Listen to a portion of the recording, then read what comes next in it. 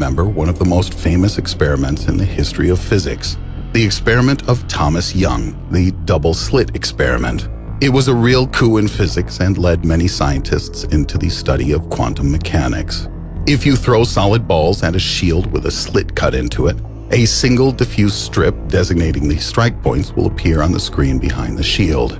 If there are two slits in the shield, then there will be two strips. But how will waves behave if aimed at the shield?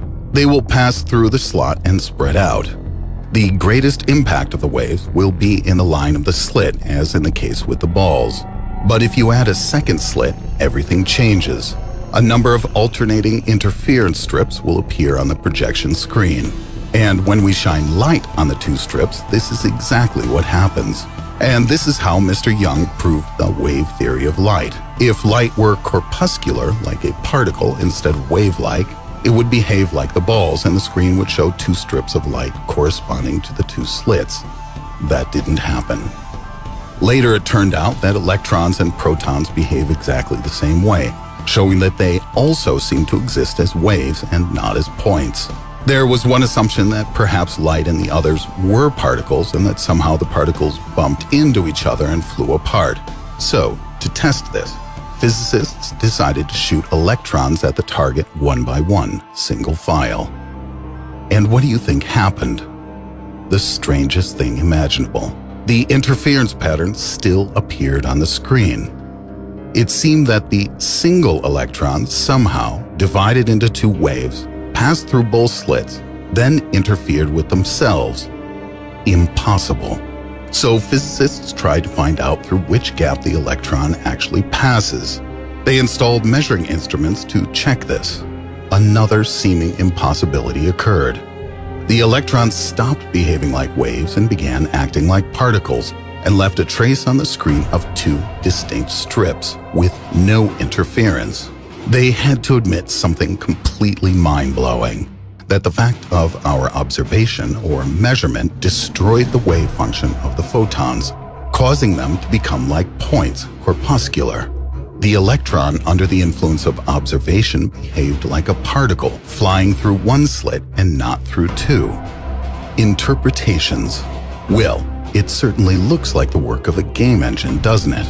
This might make you think that our world is running like a game on a computer. The computer's power is not enough to calculate the motion of each and every particle, so it uses a simplified model and applies precise calculations only if an observer needs to look at the particle, so as not to break the illusion of the remember one of the Are you familiar with the double slit experiment? The double slit experiment was when scientists fired electrons, tiny particles of light, at a high speed at a wall with two slits in it to see if light behaved like a particle or like a wave. On the first go-around, the scientists didn't measure very closely the light as it went through the wall.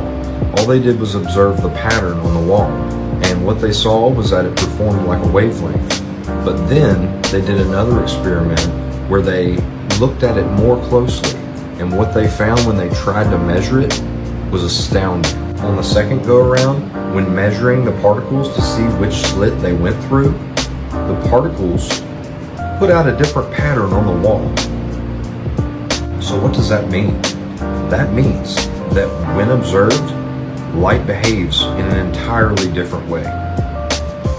Some people say that this is proof that we live in the Matrix and that light is a conscious part of the framework of our universe that knows when it's being watched. Kind of like a video game that has a laggy server and it doesn't populate things fast enough for you to see when you turn your character. Basically, light particles know when they're being watched and know when they have to provide more detailed feedback. Are you familiar with the double slit? Supporters of simulation theory often point to video games as a way to explain, if not prove, that our reality is artificial. In a video game, the only data that is rendered is what the player sees or interacts with. If you're playing a video game and there's a car or building a mile away, that entire object isn't rendered. The game engine only renders the bare minimum of information to make the object look real. A distant building is rendered as just a few pixels, not that complicated.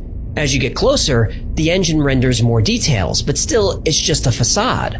The engine doesn't bother calculating what's inside the building until you actually go in. The game engine always knows how much data to send you and doesn't bother with anything else. If we live in a simulation, it would make sense that our reality is rendered the same way. And we could test this. Wait, what do you mean we can test this? Specifically, we can use the double slit experiment. Here's how it goes.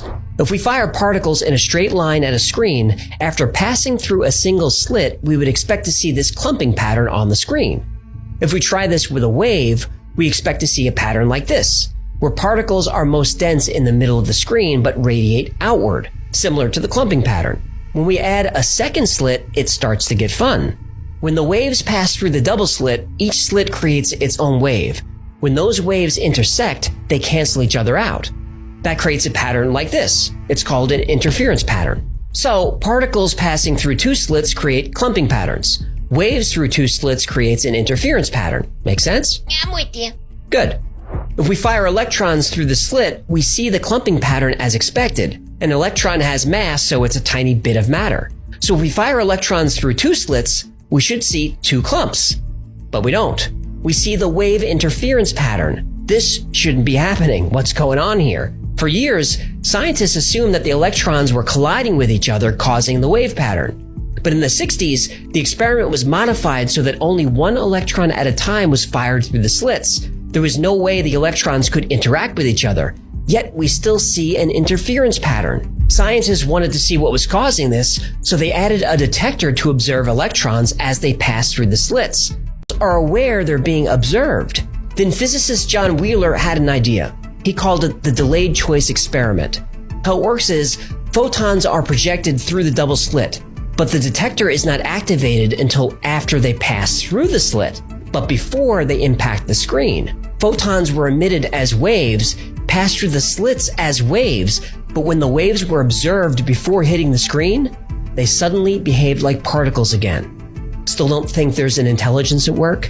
Well, what Wheeler's experiment showed is that even though the electrons started as waves but behaved like particles after being observed, at the moment the decision to observe them was made, the electrons recorded themselves as having passed through the slits as particles. The electrons changed their state by going back in time.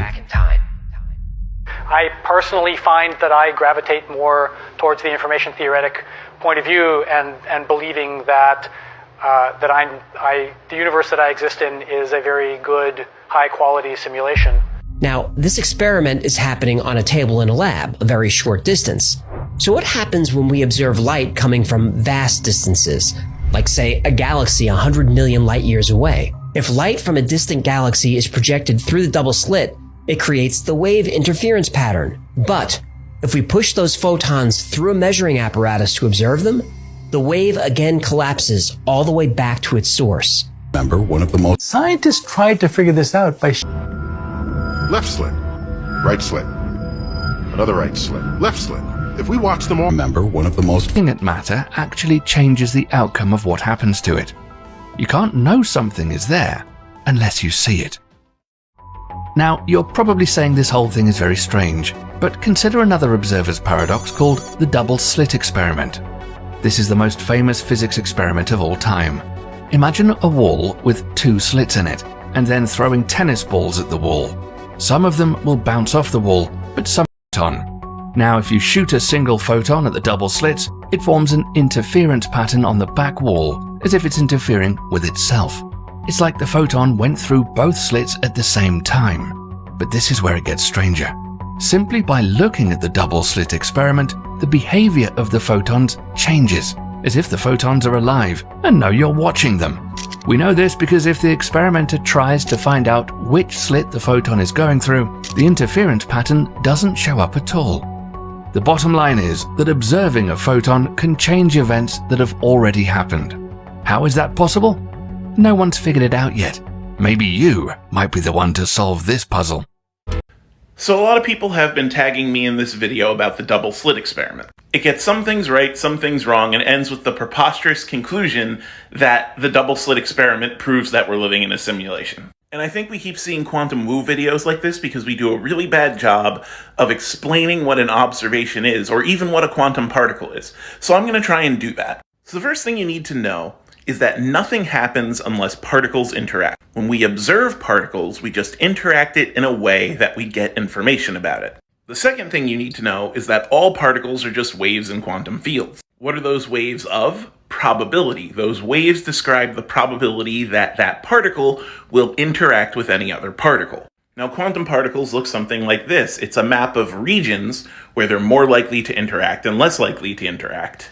Tangent, some of these wave functions are really beautiful. This is the quantum wave function for hydrogen. Just look at these patterns. When we teach quantum mechanics, we tend to say that this is a map of where the particle could be, but that doesn't really get to what's happening. The particle is everywhere unless it's interacting. When it's interacting, it only interacts in one space. And when two wave functions overlap, their properties get added together, and there are some spaces that it is more likely to interact. We don't know for certain where in the wave function it will interact, that's quantum uncertainty, but we do have ideas of probability. So you take something like electrons, or photons in this diagram, and you fire them at a wall, and you're basically firing a quantum wave at a wall. And if that wall has a detector plate on it, you're going to see those waves interact in only one space. You get a bunch of dots on the wall. That's particle-wave duality. It is a wave until it interacts. Now, if you put a wall with a double slit in front of that wave,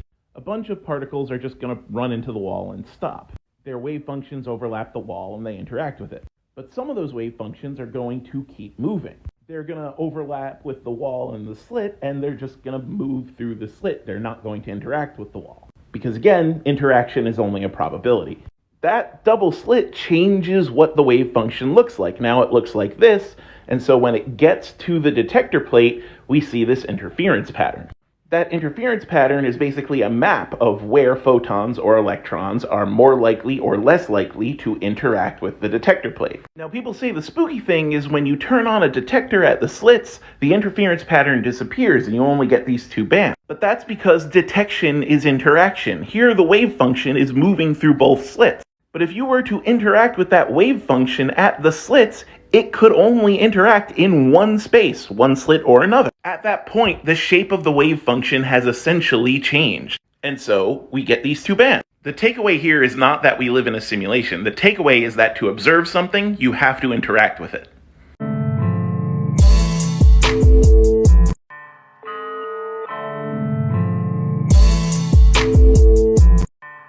A new device called LeviPrint uses sound waves to levitate and manipulate objects for touch-free building. In LeviPrint's video, you can see the interference patterns created by the sound waves. The video released by LeviPrint shows the device using sticks, spheres, and UV curable glue droplets to build a variety of different shapes, structures, and this orange cat thing? This LeviPrint technology could be useful in the biomedical field where they're worried about cross-contamination, or in manufacturing things like watches or phone cameras due to their small and sensitive parts. But it'll probably be a while before we see anything like LeviPrint being used commercially. Starts at 11. We jump to 25.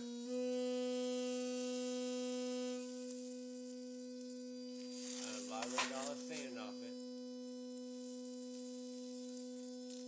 25, 41, 45, 57, 94,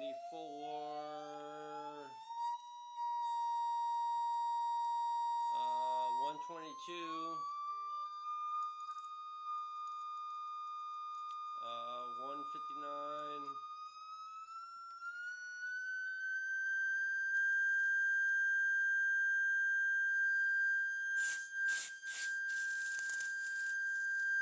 Sprinkle some more sand on there. 59, 194, 213, 222,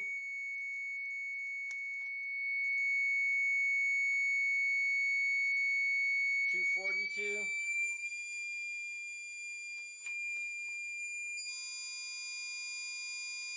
259, 260,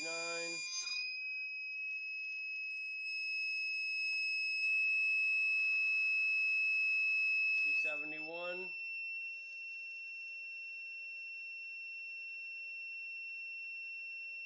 284.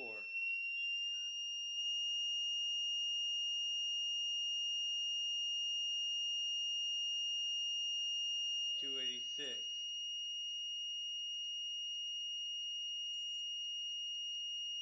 329.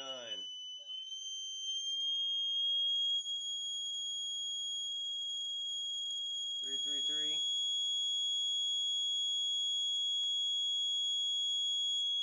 335.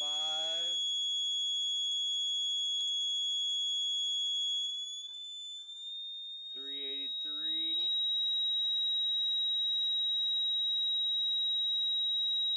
And then 394. We max out. They knew if we go to 428, 532, 432, all these other ones, if they knew we got there, they would know we would be healing ourselves, and that's why they cut us off at 494. Well, it goes higher, but it doesn't do anything. It's bullshit. And I got my extra speaker right here. And it just does nothing.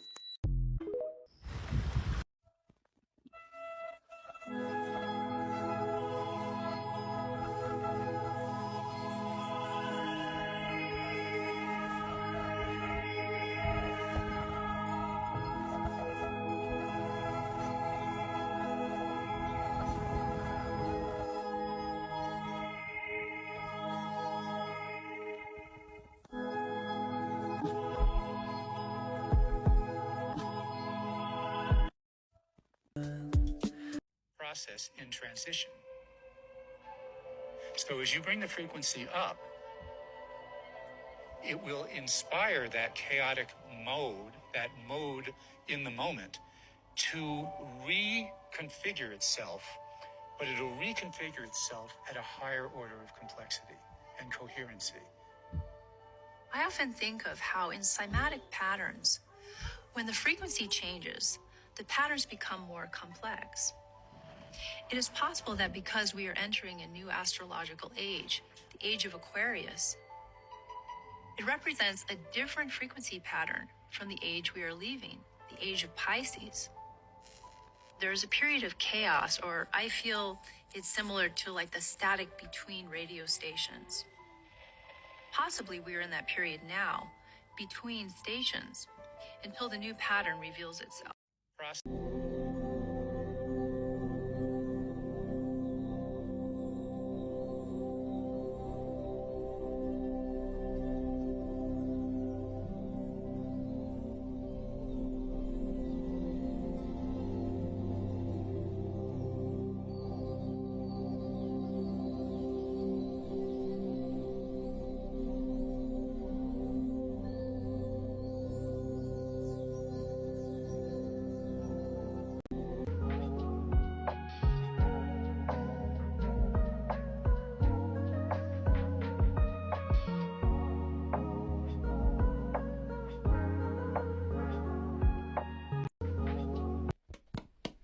CIA using frequency to change brainwave patterns. Let's go.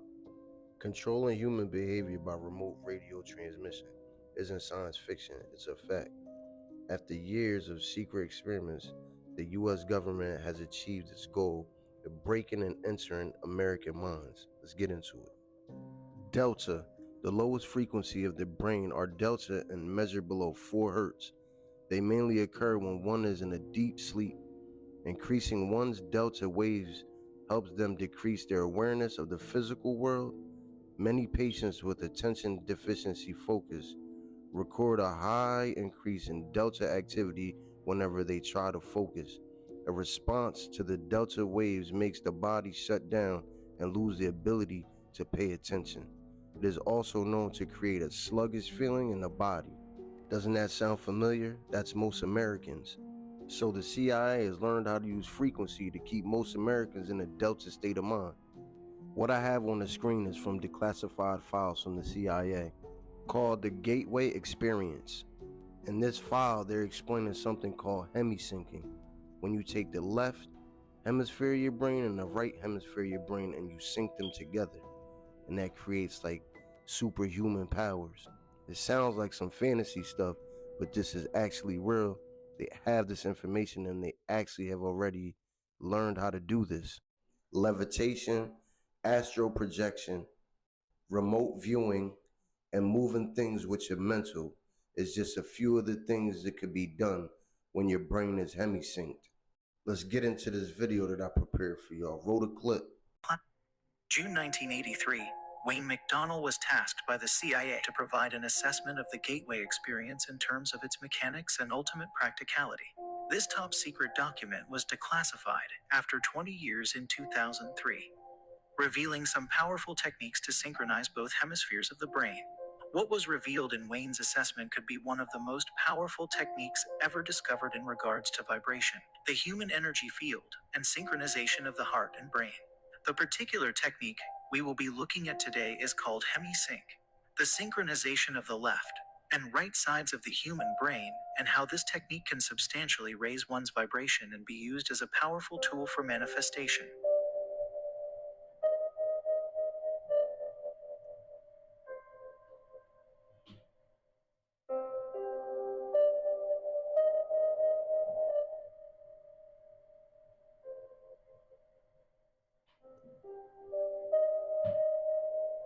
The Gateway Experience is a training system designed to bring... Look out for part 2 coming. Like, you ready? Yeah. Hey.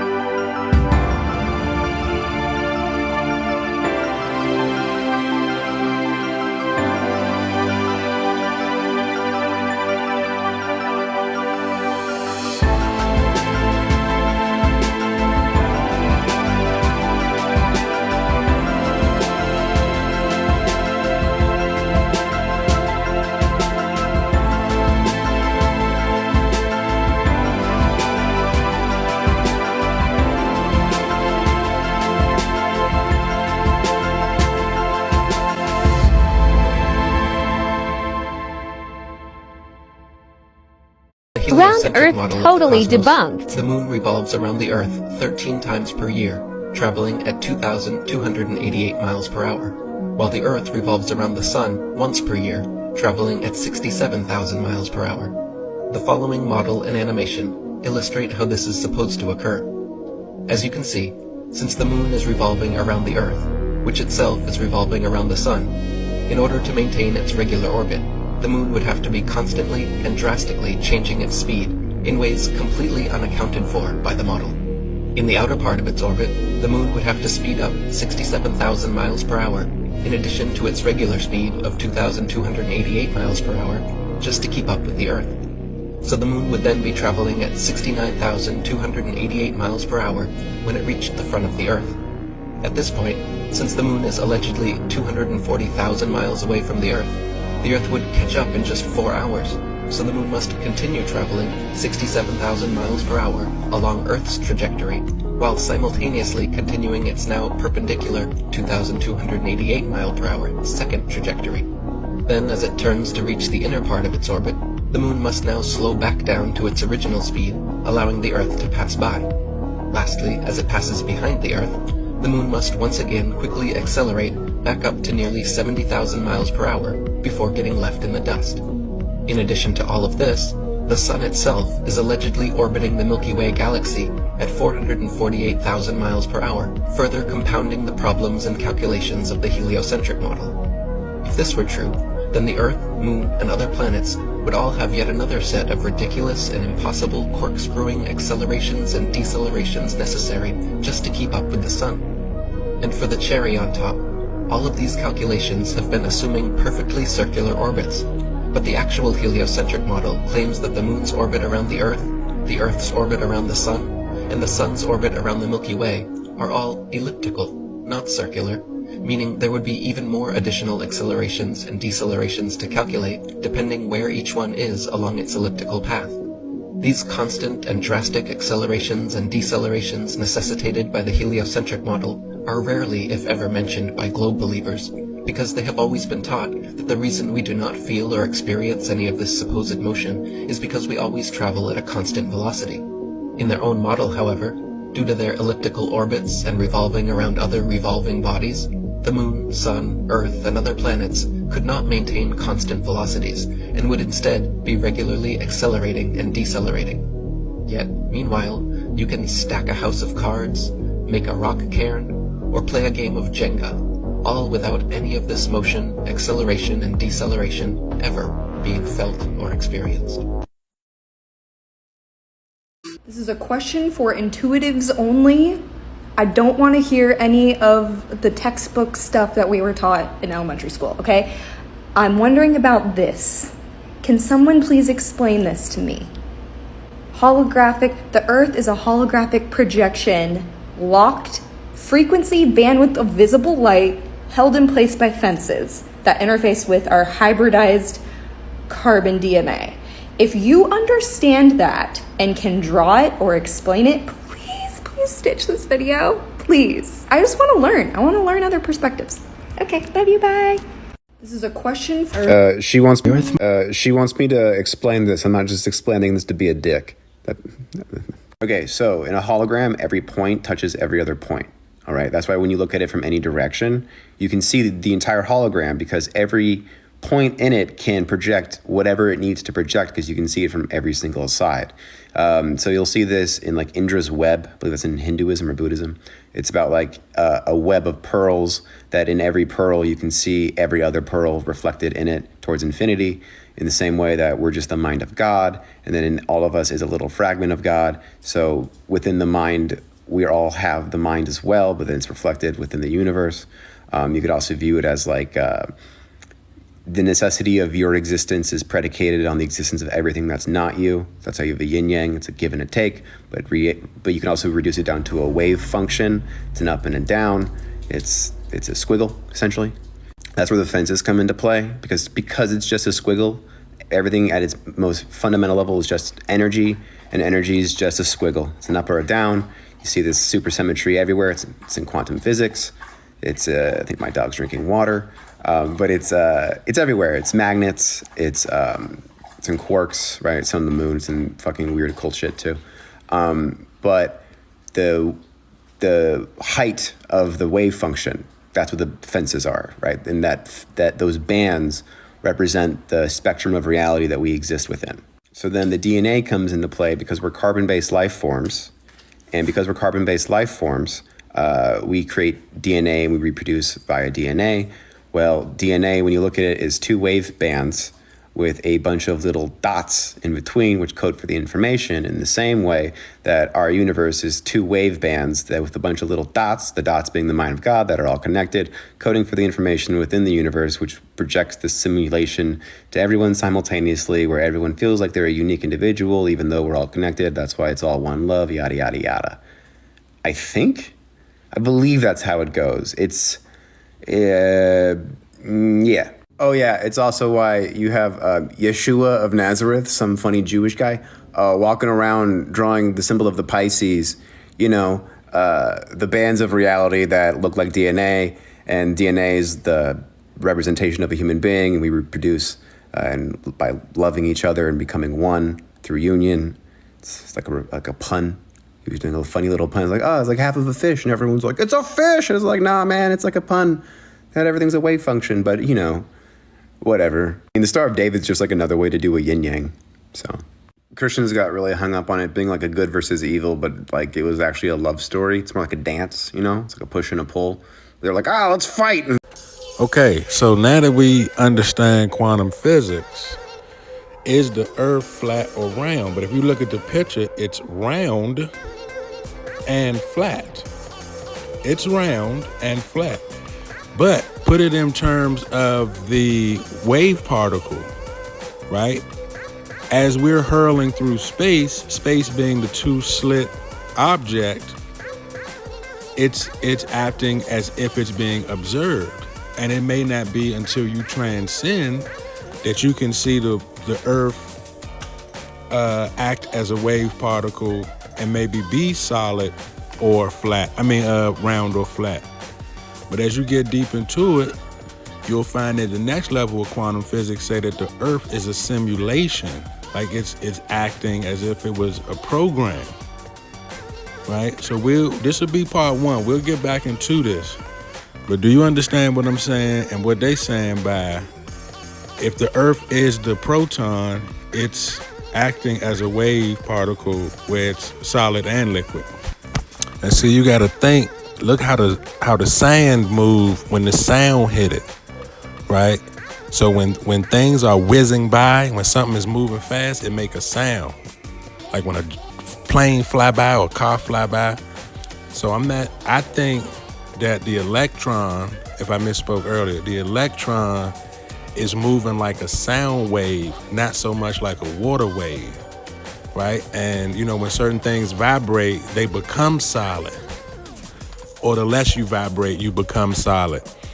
So I'm wondering if it's a mixture like plasma almost. I wonder if it's a mixture of sound wave opposed to water wave, right?